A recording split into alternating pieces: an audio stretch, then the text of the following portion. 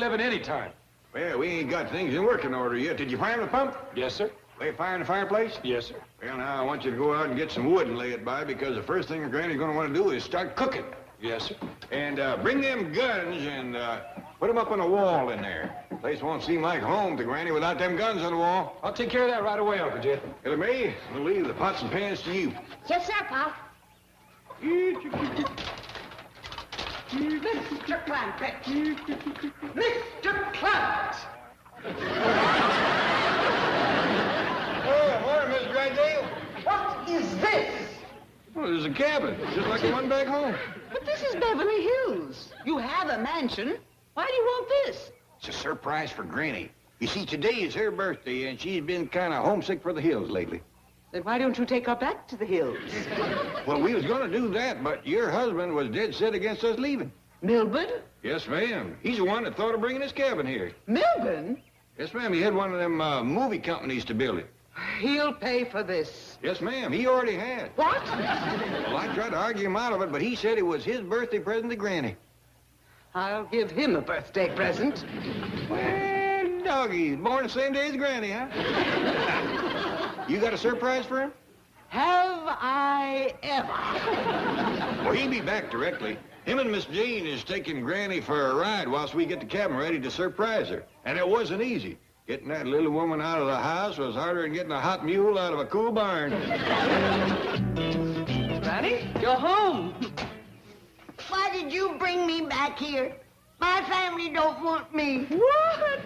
You heard them trying to get shed of me this morning. Go outside for a while, Granny. Take a ride. Make yourself scared. Granny, they just wanted Nobody even remembered my birthday. I'll go around to the kitchen and put the candle to the cake. Right. Now, Granny, I'm sure your family wouldn't forget your birthday. Did you hear anybody say happy birthday? No, but... Did you see anybody give me a present? No, but... As much as one little old posy to pin on my dress? No, but... A single crumb of a birthday cake with candles on it? Or hear my kinfolk singing to me? No, but... Oh, here comes Mr. Clampett. I'll bet he has something in mind. Yeah, how to get rid of poor old wore-out, useless Granny, that's what. Well, Granny, see, they bring you back. Now, we got a little surprise for you, but first off, we want you to put on this here blindfold. Ah, they're fixing the fire and squad me. You're gonna stand me up against a wall and shoot me. You hush that kind of talk. Here are the guns, Uncle Jed. Out here, you darn fool. Take him around back. Well, you didn't say which wall. Quiet and down, put on his blindfold, and come around back with us. No, at least give me a running start to make it to the head. Jethro, give me them guns and go fetch your Granny back. Oh, well. The surprise when she sees the cabin will be worth all this. Yeah, I reckon so. Oh, speaking of surprises, Miss Drysdale wants you to come right home. She's got one for you. Oh, wonderful. I put Granny in yonder and told her not to take off the blindfold till she heard the signal. What's the signal? This here? They got me. They got me. It took them 2 shots, but they got me.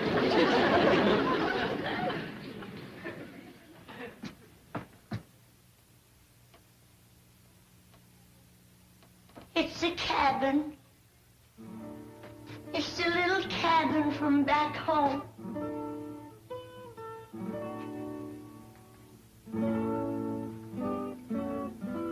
I've done went to heaven. Thank you. It's just like I always hoped it would be. I want that horrible shack demolished. Oh, you can do better than that. Try happy birthday. Milburn, have you no civic pride, no sense of social responsibility, placing that monstrosity in the very center of Beverly Hills? Well, it's just till Granny gets over her homesickness. Believe me, it's a temporary thing. Now, come on. Is that a promise? The cabin is only temporary? Well, it's just a surprise for Granny's birthday. Now, remember, say nice things. Keep my largest depositor happy. You are obsessed with money. Money, money, money, money, money. That's it. Say nice things.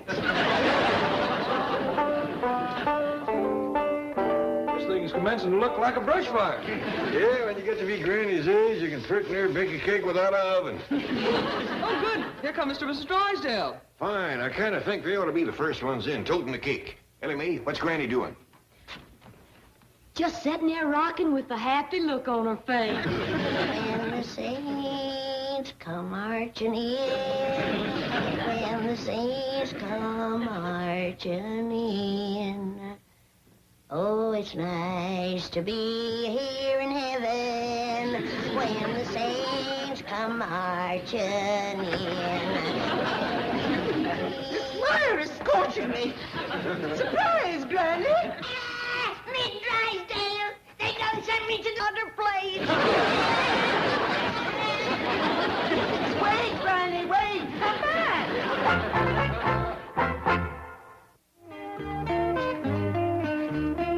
Greetings, wealthy-type people. For my term project in sociology, I'm preparing a paper on the vanishing servant class. I've chosen this section of Beverly Hills for a mansion-to-mansion survey. Now then, first question. We're in a hurry. Oh, please, lady, I'm trying to get out of college the hard way. You know, graduate, cap and gown, pomp and circumstance, mom and dad, the new watch, proud of you, daughter, the whole bit.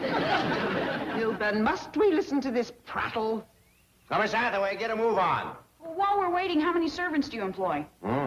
With the gardener, 4 or 5, I guess. You're not sure? Well, who counts?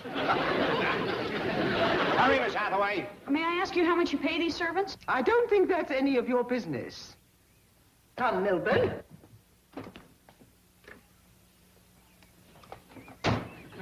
Did you employ more or fewer servants 5 years ago? Did you pay them more or less than now? Did you operate a guillotine during the French Revolution? You have the kind face of a lower income type. May I ask you some questions? Of course, yes. Get in the car. Right, Chief? Sorry, miss. When Mr. Drysdale cracks the whip, I must obey. Do you find that automation and labor-saving devices are replacing the servant to the extent that it affects the labor pool of qualified domestic workers? One question answered out of 103. Well, that's the best I've done yet. Well, howdy there, little lady. Hello. Do you do the gardening here? Well, I do some of the gardening and lots of other things besides. Place this size keeps me and my whole family busy. Oh, there's a family of you. How many? 4, Granny, today's her birthday, and Ellie Mae, Jethro, and me.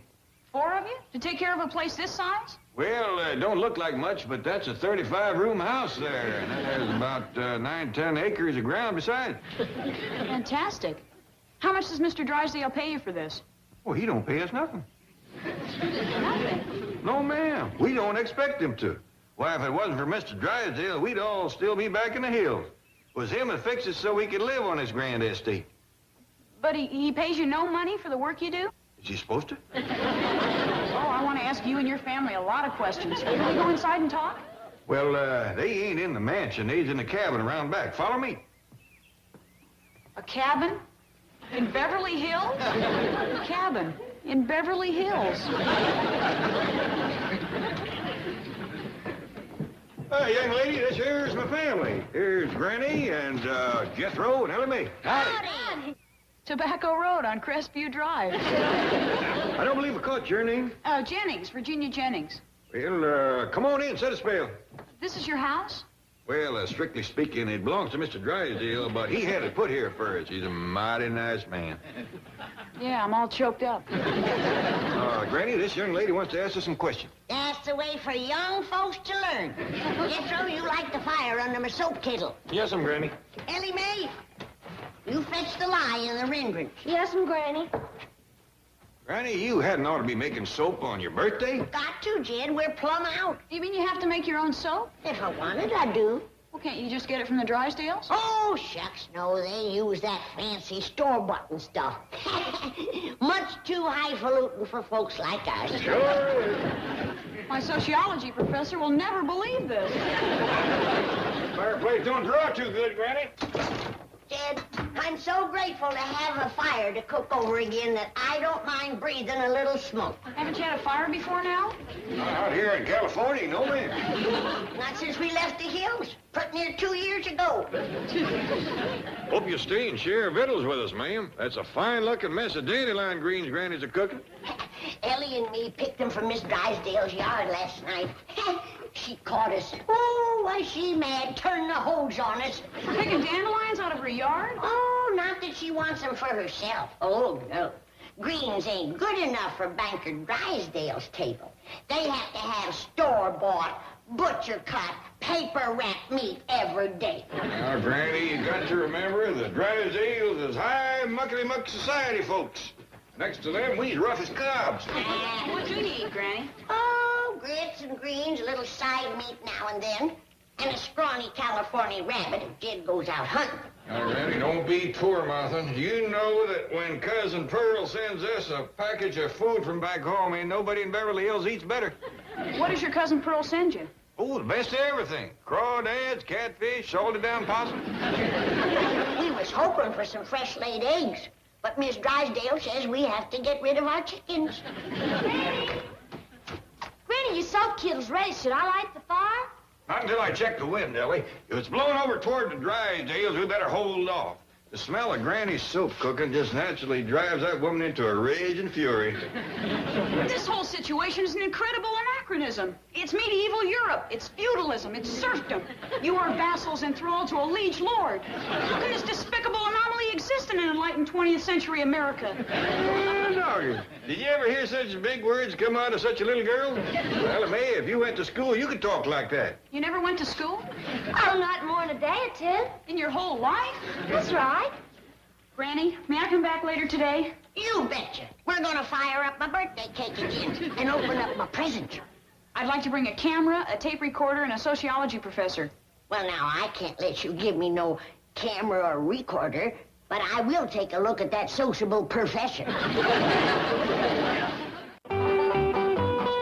It's the truth, Professor. He's the president of this bank. Now, Virginia, let's be realistic. Mr. Drysdale is a community leader, a respected man, a responsible citizen. A feudal lord, that's what he is. And the Clampetts are his serfs, his vassals. They live in a little shack on the grounds of his estate. They have to poach dandelions from his lawn in order to eat. They'd starve if their family didn't send them food packages from back in the hills. Let's keep our voice down, shall we? Professor Graham, I have found a family living in virtual bondage in the very center of the wealthiest section of the wealthiest city of the wealthiest country in the world. They face poverty, pestilence, famine. Jimmy, lower your voice. The four horsemen of the apocalypse are riding the boulevards of Beverly Hills, and he wants me to lower my voice. I say, let's storm this Bastille. Let's liberate the prisoners of the tyrant Drysdale. Let's show him this is the land of the free and the home of the brave. Let's get out of here. Down with Drysdale and Desmond. Yeah, let's get him. Oh, Margaret, will you change records? I've listened to you sing the hillbilly blues and it's coming out of my ears. But I put the cabin where no one can see it. All right, you can see it. Well, why did you go over there? Well, let them cook soap. They're clean people. Excuse me, Chief. The young lady who was up at the Clampett mansion is here with the sociology professor. They demand to see you. What about? The Clampetts. They wish to register a strong complaint. Well, throw them out. Let us see them, Chief. The bank guard says they are spokesmen for what might be described as rather an ugly mob. What a choice. I can listen to my wife or face an ugly mob. I'll take the mob. Goodbye, dear. Come in, please.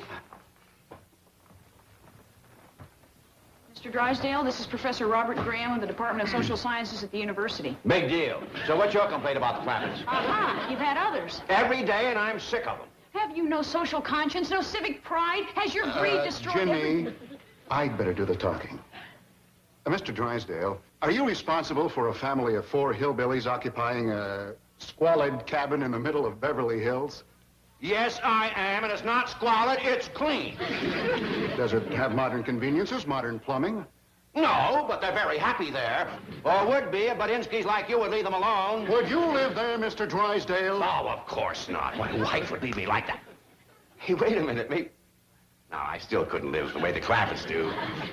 Food they eat. And yet you expect your neighbors to tolerate a condition like that in the most fashionable street in Beverly Hills. But you can't see them from the street. I was very careful to put the cabin behind some trees. Ask him about their wages. Yes, yes. Is it true that not one of them earns even a minimum salary?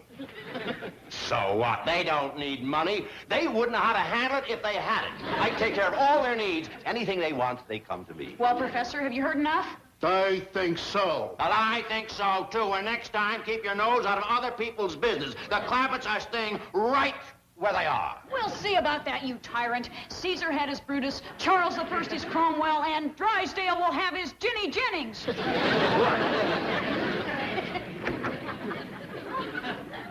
What a couple of ding-a-lings they are. What a magnificent mansion. Take a good look, Professor. And then I'll take you around back and show you where the Clampetts live. The poor people who take care of this beautiful estate. That lawn, it's like a carpet.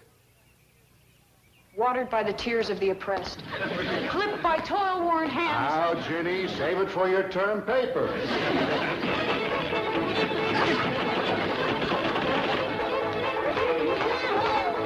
that you, Pop?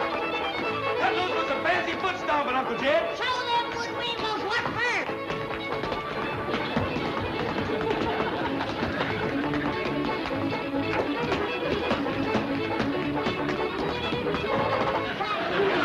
I don't know about you, but I'm as thirsty as a hound chased fox. Me too. I danced me up a pot throat too. Me too. Same here. Yeah, Drew, I got you primed this pump. Didn't do no good. Mr. Drysdale forgot to connect the water. Well, take this bucket and fill it from one of them hose spigots outside. Yes, sir, Uncle Jed. Well, there it is. Why, it's even worse than you described it. You know they didn't even have fire until today? Incredible. How can the Drysdales sit up there in their million-dollar mansion eating store-bought, butcher-cut, paper-wrapped meat while their servants live here eating grass? It's a throwback. It's 100 years of civilization down the drain. Howdy, Miss Jenny. Oh, hello, Jethro. This is Professor Graham. Howdy. Oh, hello, Jethro. What's that you're carrying? Drinking water. Don't you have water in the cabin? Mr. Drysdale never had it hooked up. We're fixing to die of thirst. Come on inside. It's Granny's birthday, and we's having a square dance. Isn't that magnificent? Starving, dying of thirst, and they can still dance. The flame of the human spirit is hard to extinguish. Inspired by courage like that, we shall lead these people to freedom. Go on, Granny!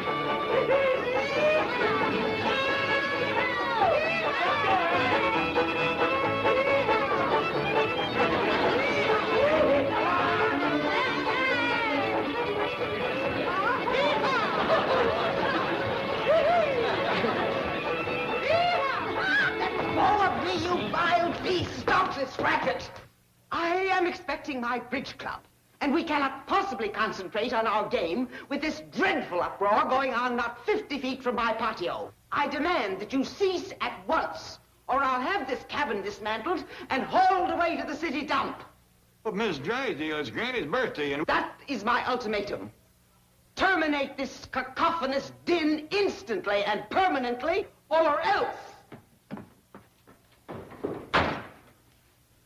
Jed, does that mean we can dance or we can't dance?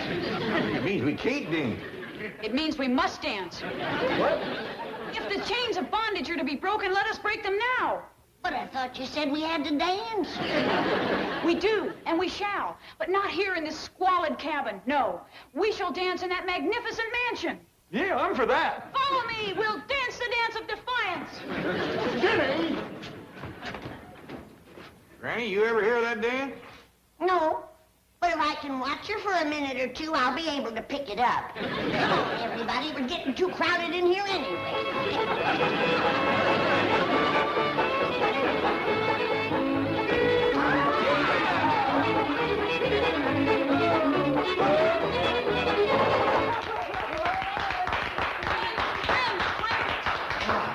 Clampetts, you have danced now for half an hour in this beautiful hall.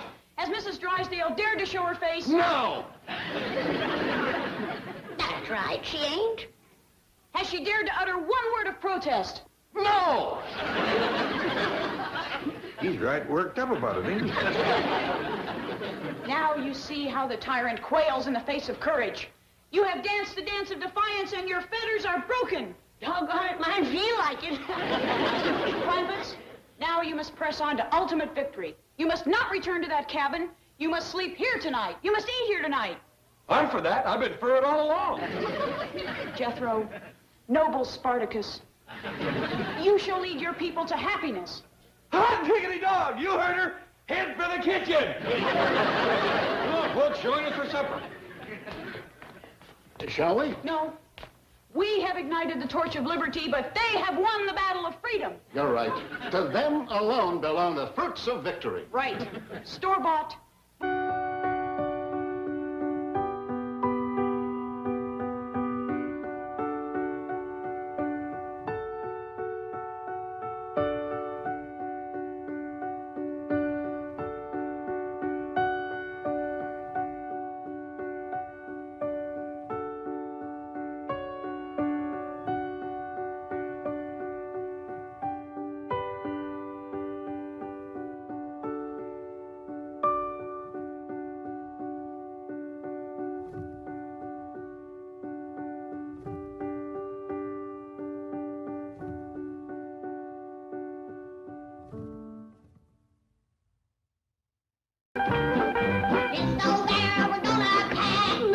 Cabin way out back, honey, baby mine.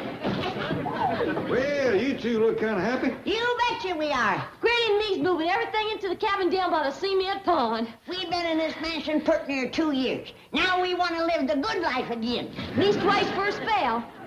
Yeah, this is going to make things kind of awkward. I just told Mr. Drysdale that he could move in the cabin. Oh, well, you just tell him Drysdale. Yes, ma'am. Banker Drysdale? Yes, ma'am.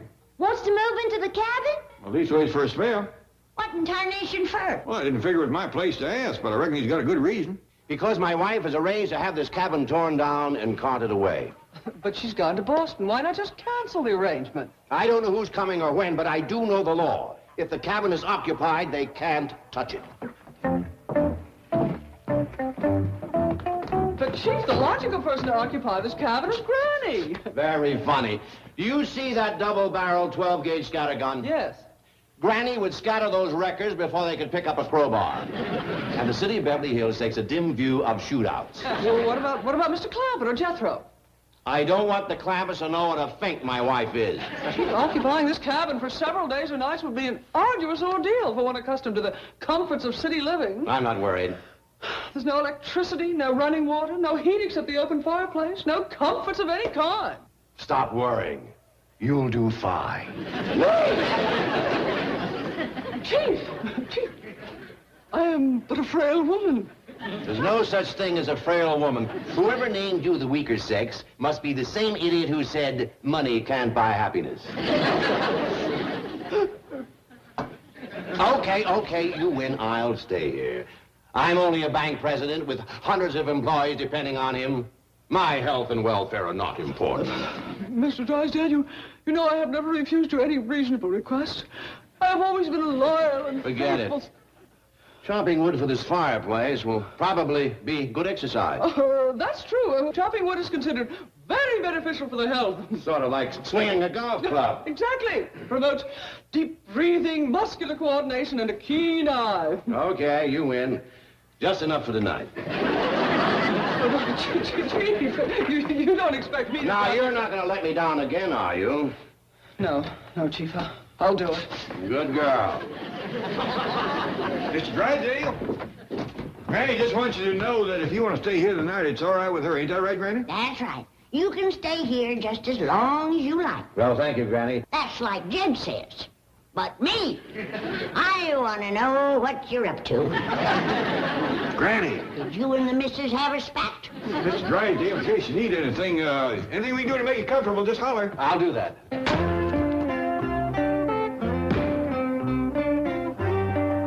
Jethro, dear boy, you have come to my rescue as a knight of old. And now the right is yours to claim a reward. Oh, shucks, I couldn't take no money from you, Miss Jane. Money was not what I had in mind. I was offering you a kiss. Right out here in the open where everybody can see us? You have a point there. Here are the keys to Mr. Drysdale's limousine. It is parked in his driveway, and he will not be using it again today. Does this suggest a way in which you might claim your reward? It sure does. I like driving even better than kissing. That boy's like a magnificent lighthouse, tall, strong, and sturdy. If only his beacon weren't so dim. Just heard Jethro yelling. Anything wrong? No, just youthful exuberance. Well, I'll do that for you, Miss Jane. Oh, thank you. Miss Jane, why is Mr. Drysdale wanting to spend the night in the cabin? Oh, he doesn't want to. It's just that his wife has forced him to. You see, she made arrangements for this home record. Oh, I shouldn't have said that. Mr. Drysdale will be furious. We'll help him fight. No, please, Granny. He doesn't want you to get involved. Don't tell him I said anything. But my shotgun's in the cabin there. No, Granny, please. Mr. Drysdale knows the law. He knows how to handle the situation. So do I, with buckshot. I promise you won't do anything.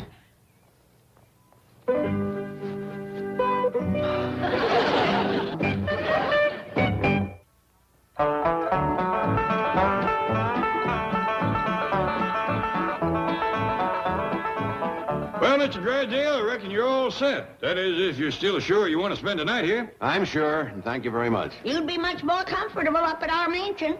Then we could sit a while and you could tell me your trouble, if you got any. And I kind of think you have. What do you mean? Nothing. I ain't heard nothing. If that varmint shows up tonight, use my shotgun on him. What varmint? Randy, are you pestering Mr. Drysdale with them questions again? No. I was just telling him that my shotgun is handy in case that rascal shows up tonight and wants to steal a chicken. Oh, speaking of these chickens, are they going to be here all night? Yes, sir. This old plow's their favorite resting place. Well, it's pretty close to the cabin, isn't it? Yes, sir. That makes it real handy. If they get scared during the night, goes to squawking and yelling, you can just come out on the porch and talk to them. Call them by their name. Well, he may. I kind of think Mr. Drysdale would like us to move the chickens. Yes, I would. Oh, it won't do no good to move them. They'll come right back to this old plow. Well, then we'll move the plow. You run fetch Jethro to help us. Yes, sir, Pa. But, Professor, I've been offered $500 for the story of the Drysdales and the Clampetts. I know, Jenny, What a sensation it'll cause. Beverly Hills banker holds servants in virtual bondage. Entire family forced to live in tiny shack on his palatial estate. Jenny, listen to me. Writing this story for a term paper in sociology is one thing, but writing it for publication is quite another. You can be sued. For telling the truth? Professor, you were with me in Drysdale's office when he admitted he put that shack there for the Clampetts. He admitted he paid them no salary. He can deny it now. And if the Clampetts don't back up your story, he can sue for libel. They'll back me up. Why, if it weren't for me, they'd still be in that cabin eating dandelion greens and working for nothing. It was I who got them to shake off their bonds and move into the Drysdale mansion here. Jenny, I was with you here, remember? Oh, I'm sorry, Professor. I get carried away when I remember how arrogant Drysdale was about it, defying us to do anything. Well, you did something. You got the Clampetts a new and better way of life. And you also got an A in sociology. Now, maybe you should leave well enough alone and forget about selling that story. Well, maybe you're right. But as long as we're here, I would like to see how they're enjoying their freedom. Yes? Oh, it's the young sociology major. And this is Professor Graham. Of course, we met in Mr. Drysdale's office. Come in. Oh, thank you. Good to see you again. Oh, incidentally, the chief was furious after your visit the other day. Meddlers, he called you. Troublemakers. Dingalings. He was livid. But that's terrible. Well, you must realize that Mr. Drysdale has been barraged with complaints about the Clampetts for 2 years now. He's battled his neighbors, City Hall, even his own family to keep them as they are. You mean as they were? Their whole way of life has changed now.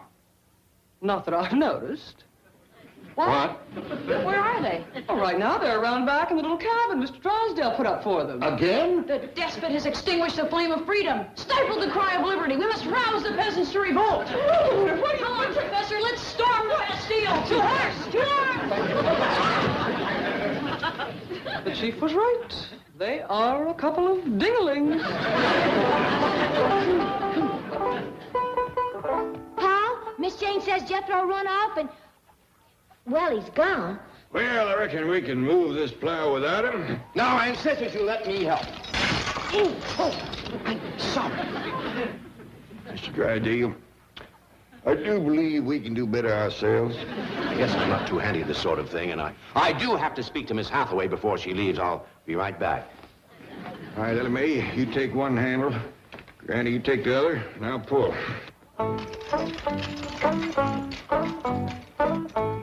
1, 2, 3, heave!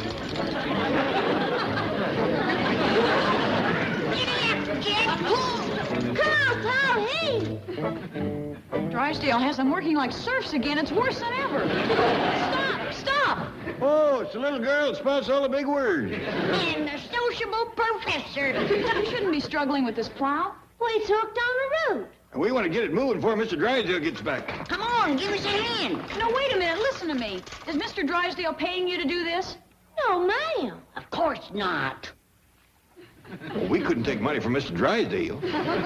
You hear that, Professor? The moment we left, he subjugated them again. Where's Jethro? He ran off. Well, I didn't want to say nothing in front of Mr. Drysdale, because Jethro run off in his limousine. Oh, Jethro hadn't ought to done that. He's gonna get a whooping when he comes back. No, he won't. I say he will.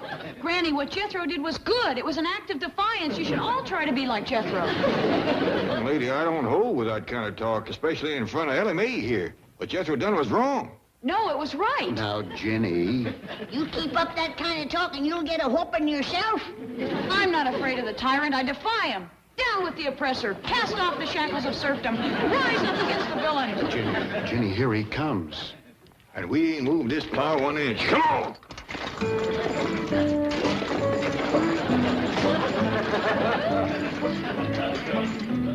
Are you two troublemakers back again? Yes, and we'll continue to come back as long as there are robber barons like you and a miserable hovel like this on the very edge of a $50,000 swimming pool. That hovel and that swimming pool are both on private property, and so are you.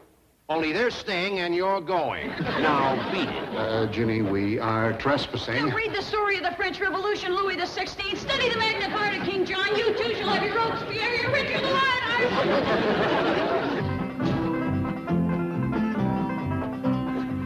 Hot diggity dog. You sure are more fun to drive than that old truck. Jethro. Noble Spartacus, I hail you. Well, I hail you, too. I've come back to lead your people in revolt. No, ma'am. I come back to eat. To fetch Mr. Drysdale's limousine. Sure is a doozy, huh? Wish I could take Granny, Ellie Mae, and Uncle Jed for a ride in it. You can, you shall, you must. Now, Ginny. Drive it around to the very door of that little cabin and speed your family away to liberté, égalité, and fraternité. Sure do my best, but I have trouble finding Anaheim, Azusa, and Cucamonga. Wait a minute, Jethro. No, don't wait. Strike now. Away, Spartacus. Fire up the torch of freedom. Yes, ma'am.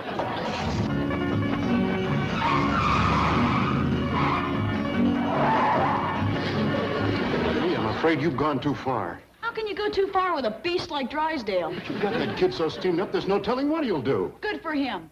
Come on, let's drive around back and see what happens. Are you kidding? I'm getting you out of here.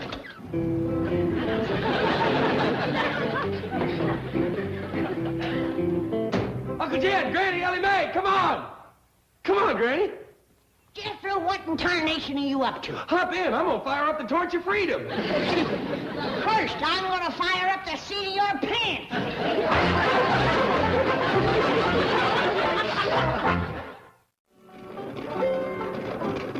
Morning, Jed. Morning, Granny.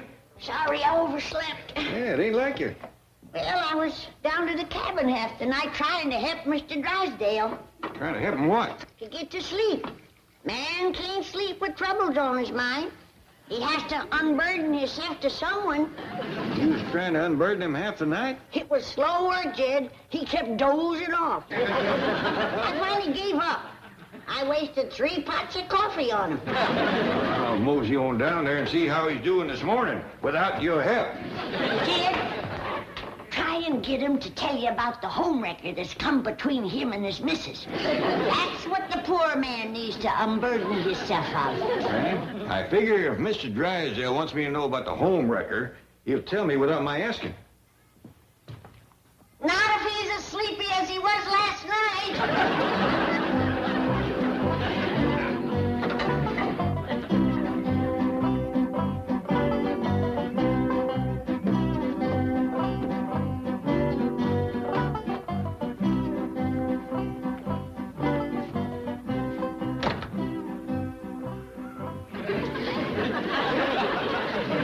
Hey, buddy.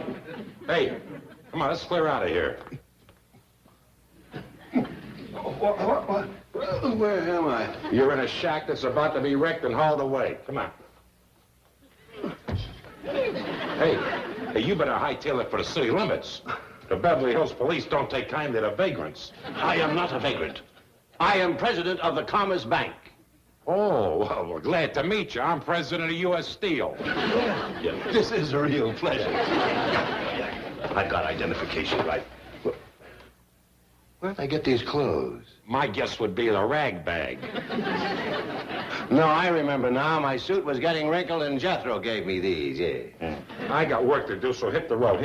Here's 2 bits. Get some coffee. Now, wait a minute. Who are you? A1 Records. I got a contract to move this eyesore out of here. Well, forget it. I know the law. You can't touch this cabin as long as I'm occupying it. By golly, you know, you're right. Put me down! Put me down! Put me down! Hold on, mister. Where are you going with him? What is this, a hobo jungle? No wonder Mrs. Drysdale wants this mess hauled away. You ain't hauling him nowhere as long as I'm here. You tramps gonna gang up on me, eh? Be careful who you're calling a tramp, mister. You're asking for a fat lip. From who? Him, that's who. Let me have a talk with this fella.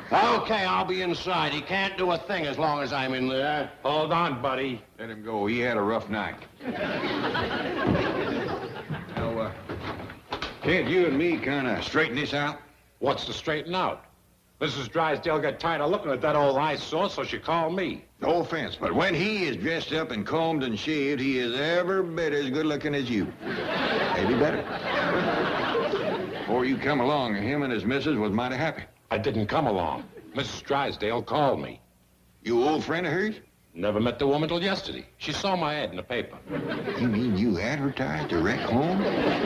Have to stay in business. If you ask me, it's a mighty sorry business to stay in. Look, Mac, I've wasted enough time now. Why don't you get out of my way and I'll do my job, huh? I reckon I can't let you do that. Okay.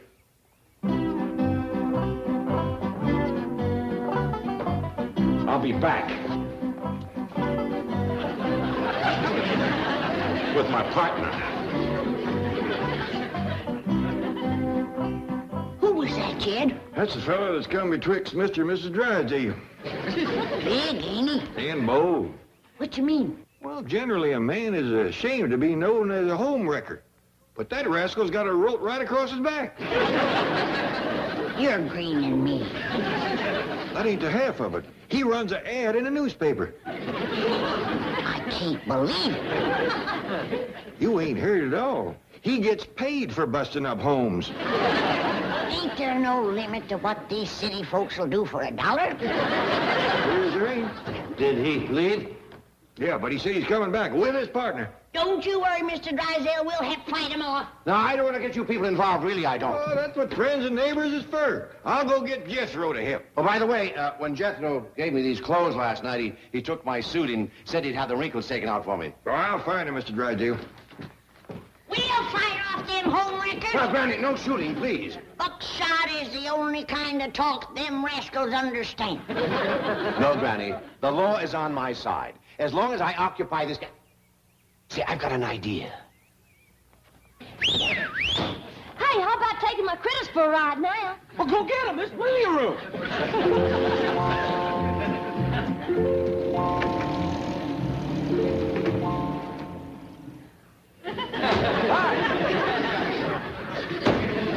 I told you there was Jethro who passed us doing 60. Shucks, this girl will do better than that. Jethro, where'd you get those clothes? Oh, these are Mr. Drysdale's. Kind of little on me. That'll stretch the wrinkles out. Where is Mr. Drysdale? Oh, he's staying in the cabin now. Living there? Well, he got throwed out of his house. I was afraid something like this might happen. Gee, Professor, I never dreamed they'd go that far. I hope they haven't gone any further. Come on.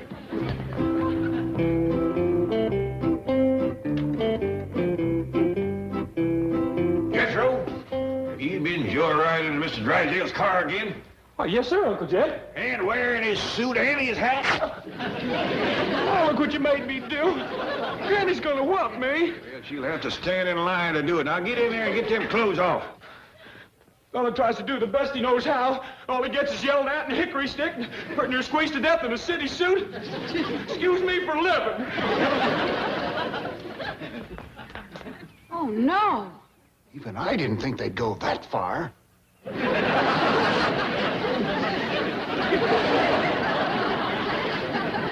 do you suppose happened? Too much too soon. I'm afraid you unleashed forces they were not equipped to handle. Come on, let's help poor Mr. Drysdale. No, wait. Hey, what's going on here? Unfasten that chain. Turn him loose. All I'm going to turn loose is about a pound of buckshot. There's half a pound. Where'd you like the other half? Never mind. Forget it. Mrs. Drysdale can get herself another boy. What'll we do? Call the police. It's gone too far for us.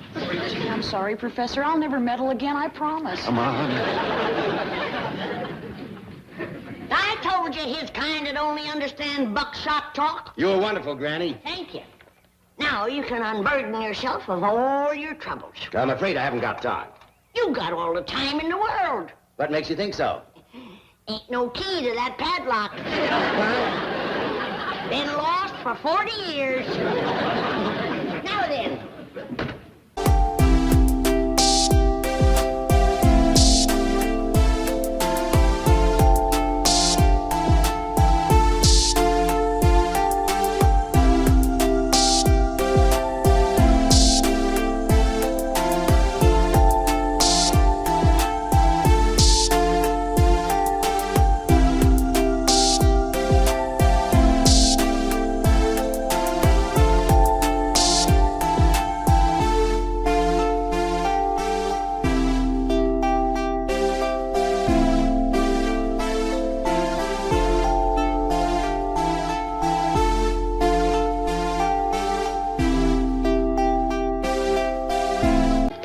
Help me feed all my critters. We'll take you along to Jethro's graduation today. Come on, give little Debbie a kiss. Ellie, ain't your Pa and Jethro back from the jewelry store yet? Not yet, Granny. What all's Pa buying for Jethro? A four-bladed pocket knife and his first watch. I wish I could graduate. And you can't graduate without going to school. Well, I don't like school. Well, then you can't get no watch and no pocket knife.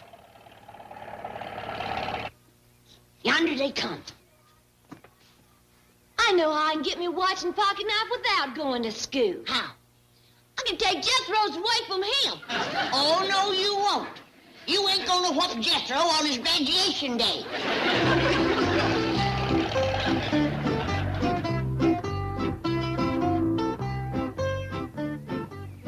What's Jethro doing? He wants to make sure you notice his new watch. Hi, Ellie. Hi, Granny. Hi, Jethro. What you got your sleeve rolled up for? Yeah, doggone, it is rolled up, ain't it? Oh, look at that new watch. Ain't it a dandy? Uncle Jed let me pick it out all by myself. We must have looked at 200-300 watches before Jethro picked out. Well, let's see it, Jethro. Sure ticks nice and loud. Well, it's got the picture of a little mouse on it. Well, I'll be switched. A mouse wearing short pants and yellow gloves. Ain't that something? And his hands tell the time. Ooh. By the way, Jethro, I ain't got my watch on me. Do you mind telling us the time? Oh, yes, sir. It's $2.98. Oh, I'm sorry. I was reading the price sticker. Hey, you want the exact time, Uncle Jed? Yeah, I'd appreciate it. In 7 seconds, it's going to be exactly 2 minutes before... No, it's 4 seconds. In 4 seconds, it's going to be exactly 2 minutes before... No, it's 1 second. In 1 second, it's going to be exactly 2 minutes before... Went by. In a minute and 7 seconds, it's going to be Jethro, exactly... never mind the exact time. Just tell us the pertinent time. Pretty near 12 o'clock. Thank you. Time to get Riddles cooking. Now, Ellie Mae, I want you to put your critters away and go out and help Granny. We don't want to be late for the graduation. Yes, sir, Pa. What time is it, Jethro? In 14 seconds, it's going to be No, exactly... no. What time is the graduation? Oh, 3 o'clock over at the music conservatory at Miss Potts' school. Ain't it a shame that your ma can't be here today? Yeah, that is a shame. Pearl have been right proud to see her boy graduating from the finest school in Beverly Hills. Jed, how come you know to pick out the Pot school? We didn't. Jethro and me were just driving down the road, and that's the first schoolhouse we come to. It's a school, all right. Well, let's go in there and get you started.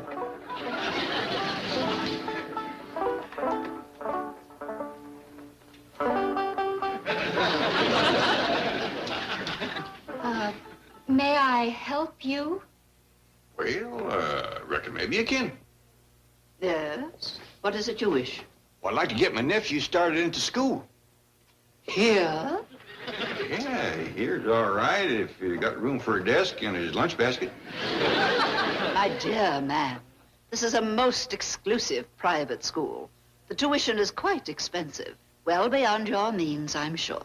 Does that mean it costs a lot of money? That is precisely what it means. Well, I can pay you if it ain't over 25 million. 25 million? Yes, ma'am, that's all I got. Dollars? Yes, ma'am. In cash. Yes, ma'am. What is your name? Jed Clampett, ma'am, and this here's... And you expect me to believe that you have $25 million? Well, no, not on me, ma'am, but my neighbor, Mr. Drysdale, he's keeping it in his bank for me. Get me Melbourne Drysdale at the Commerce Bank. It was funny how Miss Potts changed after she talked to Mr. Drysdale. He's been real nice to me ever since. I reckon that's because you're such a good scholar. Well, even scholars got to eat. Victuals will be ready in a half hour. In a half hour, it'll be exactly 23 seconds. No, it'll be 20 seconds. 19. It'll be time to eat, and you'll be ready. Hey, yonder comes Miss Jane. Boy, whether she sees my new watch. It's 3 or 4 times bigger than hers. Sure, don't go to bragging on it right off. Let her notice it for herself. Oh, yes, sir.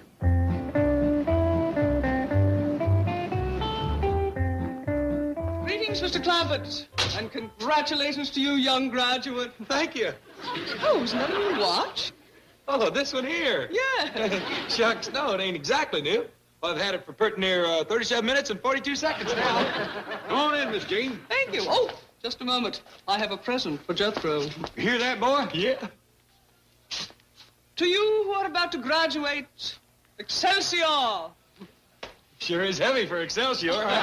It is a book, dear boy. And always remember, books are the ever-burning lamps of accumulated wisdom. Read and illuminate your mind, because the mind, Jethro, the power to think and to reason, is the most important power that man possesses. Education is the antidote to the ills of this world. And if young people are... Excuse me, Miss Jane, but I kind of think you're dropping your bucket down a dry well.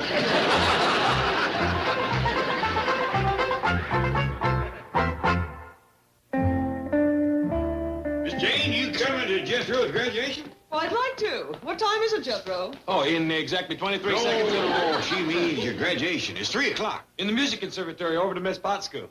We's almighty proud of Jethro. He's the only one in the family that ever made it clean through school. Mr. But Jethro is graduating from the 6th grade, isn't he? That's right. Then he has to go through at least 6 more grades.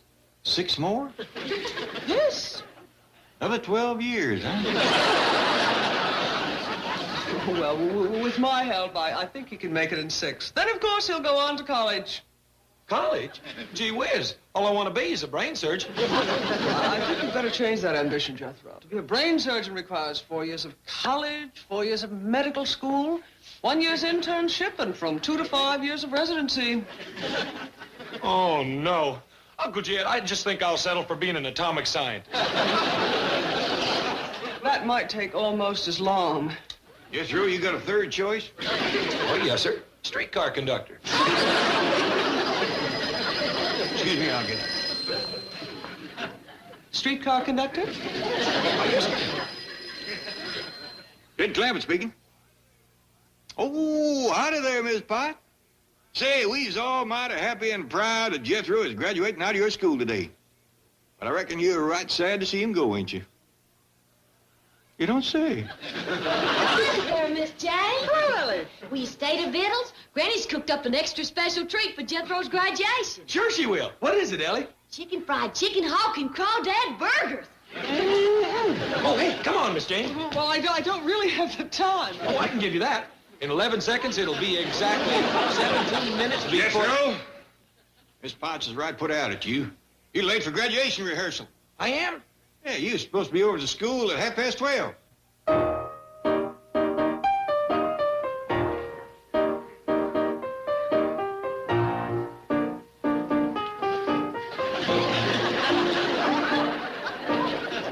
Jethro! I'm sorry I'm late, Miss Potts. Hey, fellas, take a look at my new watch. Boys, come now, boys.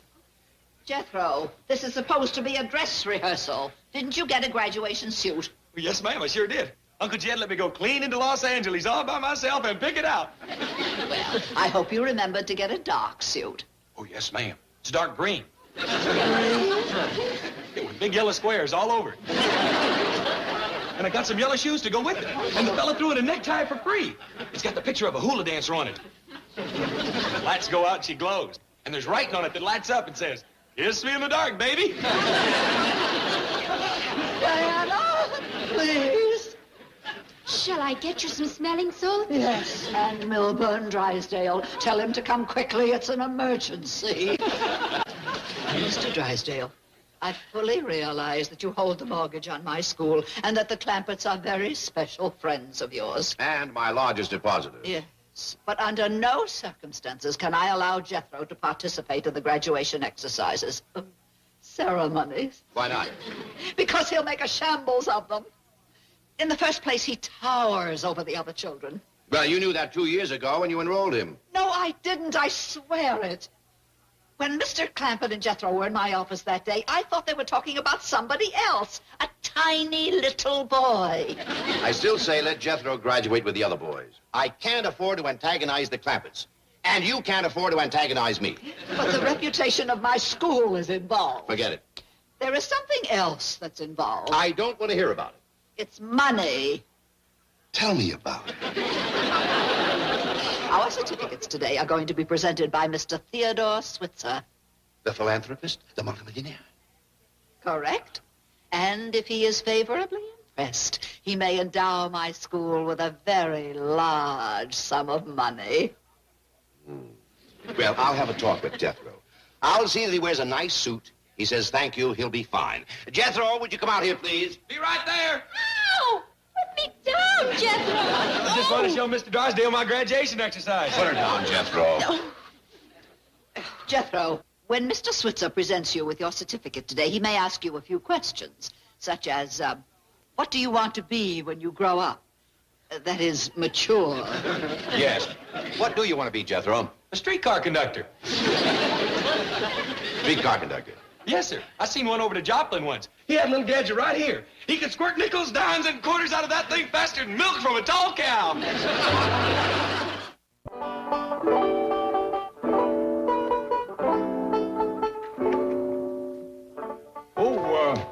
Jethro come back from the rehearsal yet? Well, not yet, Pa. Hey, Skipper, look at your handsome Pa.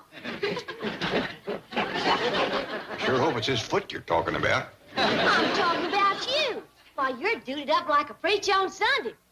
Smell like a barbershop on Saturdays. Well, Ellie, I kind of think it's beholden on us to do Jethro proud at his graduation. Hey, Pa, can I have some of that there slickum smellum that you got on your hair? Well, it ain't for girls, Ellie. I want it for Skipper. He wants to look nice for graduation, too. Where you going, boy? I'm gonna get something to eat. Fella's got to keep up his strength doing the kind of graduation exercises I'm doing. Granny, Jethro's heading for the kitchen. He's starving. I heard him coming. That's why I cleared out. When that boy starts swinging a knife and fork, he ain't safe to be around. I just hope he don't set fire to the kitchen with the sparks. Come on, Skipper. Ow-wee! Why, this man must be one of them heartbreaking movie stars. Could I have your autograph, Mr. Fairbanks? Tat, I figured I ought to get curried and combed a mite extra for Jethro's graduation. You mean Miss Potts? Huh? Oh, come now, Jeff. That city school teacher always had an eye out for you. That's plumb ridiculous. Why would a fine, educated city woman like Ms. Potts take a second look at me? I'll tell you why. You're as handsome as a new buggy, and you're rolling in dough like a baker's knuckles. That's plumb ridiculous. That woman don't even know I'm alive. All right, now, let's run over this quickly. Diana, you will get Jethro's watch and set it back 45 minutes. Mrs. Potts, you will do the same with Mr. Clampetts' watch. Well, that's a simple matter for Diana. But how am I going to get Mr. Clampetts' watch? You're a woman, he's a man. Take it from there. Or would you rather have Mr. Switzer judge your school by Jethro? I'll do it. I need that endowment. Mrs. Potts, isn't this going to be quite a blow to Jethro, missing his graduation? He won't miss it, dear. As soon as Mr. Switzer has gone, we will have a special ceremony just for Jethro. Well, howdy, folks. Come in, come in. Granny, you remember Millicent Schuyler Potts and her assistant, Miss Davis? I sure do. Well, Miss Davis has a few things to go over with Jethro.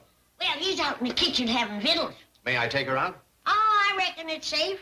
The edge ought to be off his appetite now. Well, where is Mr. Clampett? Ah, like to see him, would you, Miss Potts? Indeed, I would. Oh, Dad, that woman that don't know you're alive is here to see you.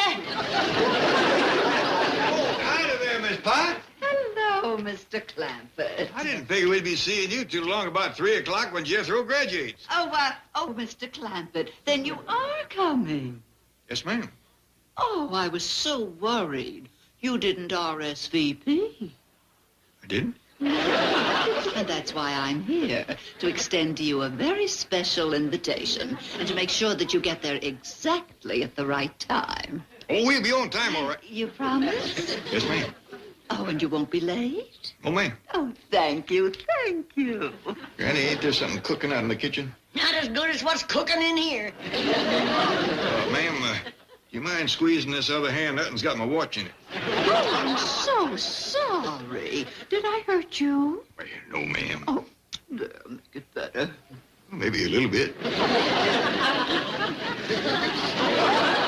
Granny, hadn't you ought to be looking after Jethro? He ain't the one that needs looking after. Here's your watch, Mr. Clampett. My, isn't it beautiful? Yeah, thank you, ma'am.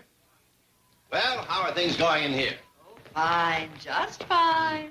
Jethro, you hurry up and get into your graduation suit. Yeah, it must be, 1:45. Oh, it must be later than that. What time you got, Jethro? Oh, I got... Miss Diane, can I have my watch back now? Certainly, Jethro. Thank you. Hey, in 14 seconds, it'll be exactly 15 minutes before 2. Make that 11. Make that 10. That's close enough, Jethro. What time you got, Mr. Drysdale?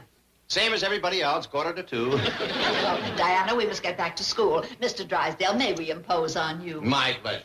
Oh, well, now we'll see all of you at 3 o'clock sharp. Yes, I'll come back and pick you up at 2:45. That's 1 hour from now. Oh, no need to. Jethro will drive us over in the truck. Not on his graduation day. Let me have the honor. See you later, Jethro.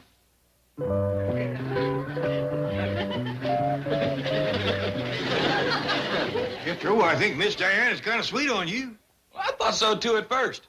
Then I found out she just liked me from a watch.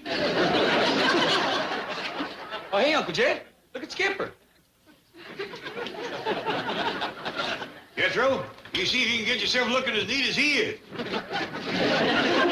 Skipper go with us to graduation, too, Paul? Here, let's go outside and ask Miss Potts. Maybe she ain't gone yet. Come on, Skip. There's only one way to tell time, and that's with the sun. Granny? Miss Potts go? Yes, and you know something? According to my calculations, it's done past 2:30. Granny, you can't hardly put your calculations up against 3 store-bought watches. Where you going, Granny? To Potts School. Let them with watches be late. I'm going to be on time. Well, can Skipper and me go, too? Time on.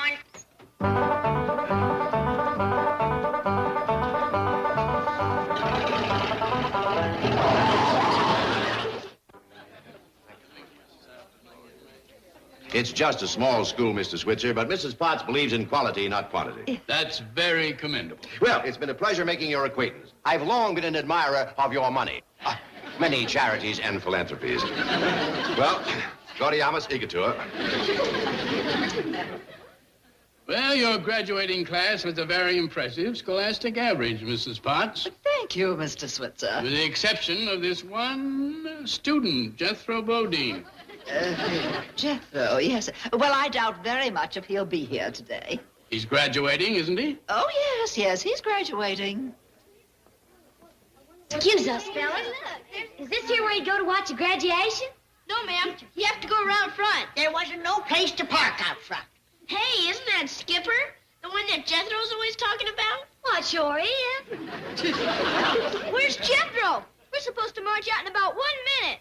Yeah, it's 3 o'clock now. I knew it, Ellie Mae. Jethro's gonna miss his own graduation. I've got a great idea. Let Skipper march out and get Jethro's certificate. You reckon it's all right, Granny? It's all right with me. Mrs. Potts, I don't mean to pry, but if I'm to endow this school with a large sum of money, I have a right to know about Jethro.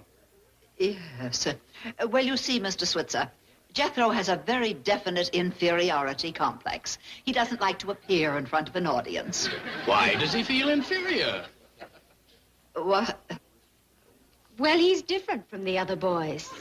Different how? Oh, his appearance, his size, his background, his manners, even the food he eats. Why did you enroll him? Frankly, it was a mistake. But once enrolled, I felt duty-bound to give him the best education I knew how. Actually, Mrs. Potts has accomplished miracles with Jethro. From the looks of his grades, I'd hardly agree. Mr. Switzer, I give you my word. Jethro posed a most unusual academic challenge. Well, it's after 3. I suppose we should proceed without him. Thank you, Mr. Switzer. Diana, begin the march. Will you...